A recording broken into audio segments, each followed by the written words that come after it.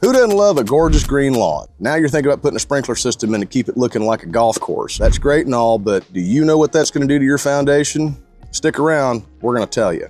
So all things in life must be balanced. If you work too much and never get to play, it's not good. If you play too much and never get to work, the mortgage doesn't get paid for. You know, everything on this planet, probably a bunch of stuff outside of it, must have balance.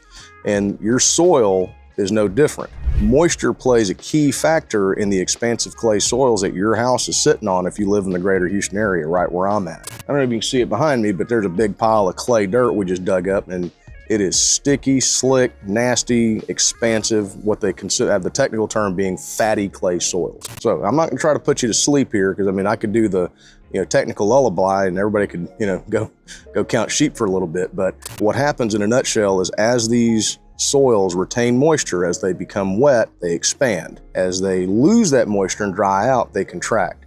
The reason they expand and contract is because the moisture, the water, has its own volume. The soil has its own volume. If the soil absorbs that water, you're going to add those two volumes together and it's gonna expand. So same thing.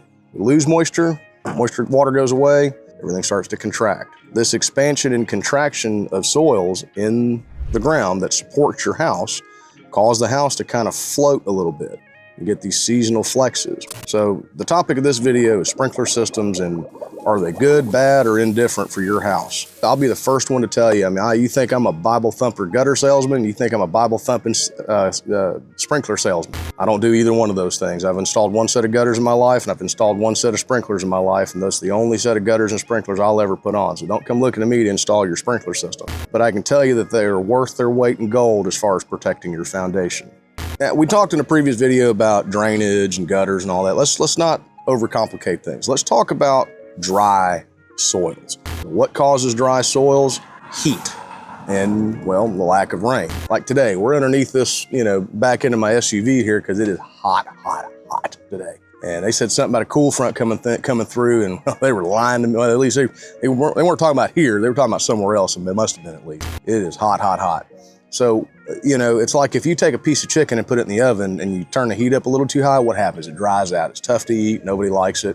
And, you might need to look at the missus and go, oh, it's great. And while you're ordering pizza on your phone underneath the table, right? And the same happens with the soil. When that sun beats down on the ground, it is literally baking the earth, and moisture is going to leave that soil, kind of like I told you a minute ago, and the soils are going to contract. So where do sprinkler systems come in? Now, the good old internet, you get on the Google box there, it'll tell you that soaker hoses are 100% the way to go. Yes and no. The benefit to a soaker hose is you don't get much loss in efficiency because the water is not flying through the air, right? You don't get much mist blowing off as the particulates become smaller, atomize, and blow over in the wind, and you get a very direct point of irrigation. But the problem is, remember, we're talking about balance.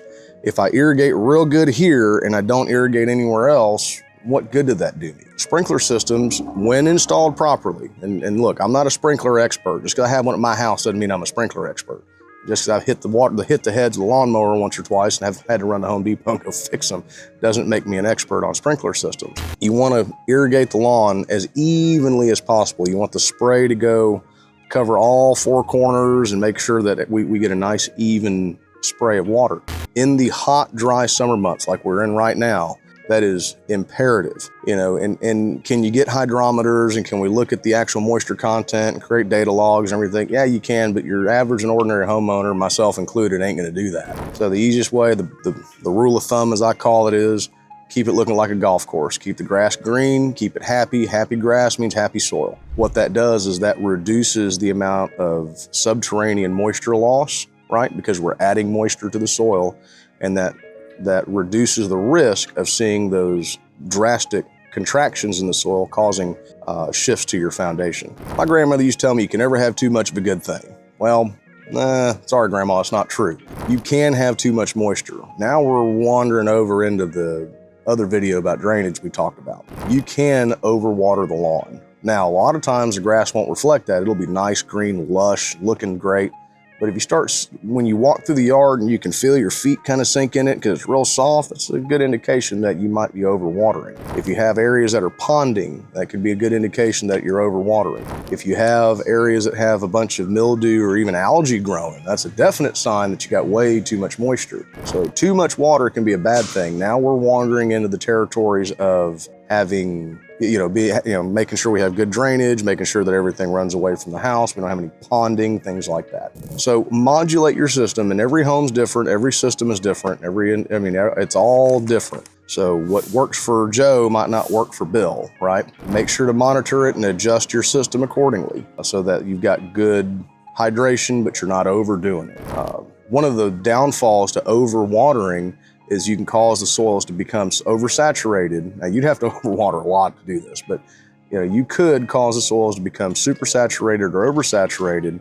And what that is, just like when you walk through the yard and you feel your heels sink in the ground, same thing. The soil can lose its bearing capability because it's got too much moisture in it, and the house can quite literally begin to sink in it. And the next time it gets a little hot and you get a little bit of contraction before you catch it with the watering, you may not get the rebound that you used to be able to get. And you might start seeing some settling and some deflection. So you want to water enough, you don't want to water too much. Okay, so some best practices, kind of a recap of what we went over, and we want to make sure that we're watering evenly. Don't over-concentrate your water because you have a tree here, you have a flower bed here. Certainly don't point the sprinkler head at the wall. You want to be able to water evenly. You just make sure once you're sprinkler installer, or if you're a DIY guy, make sure whoever puts it in, make sure y'all adjust those heads to where you're coating the lot in a nice blanket. We're not concentrating our water flow or our watering in one specific area. These things work really good, and it's like anything works good as long as it's working properly, right? So maintenance, just make sure the sprinkler heads are not busted. You didn't hit them with a lawnmower or weed eater and cause it to be spraying erratically or just spraying uncontrollably if you depending on what you hit. You want to make sure that you don't have any broke lines, so make sure that when you turn the system on, all your heads come up, because if you turn the system on and a head doesn't come up, chances are you have a break in the line. It goes back to having now we've got water coming out of a pipe that's uncontrolled and it's in an isolated area. That's a bad thing. And make sure, once again, set your timer so the thing's not just running buck wild.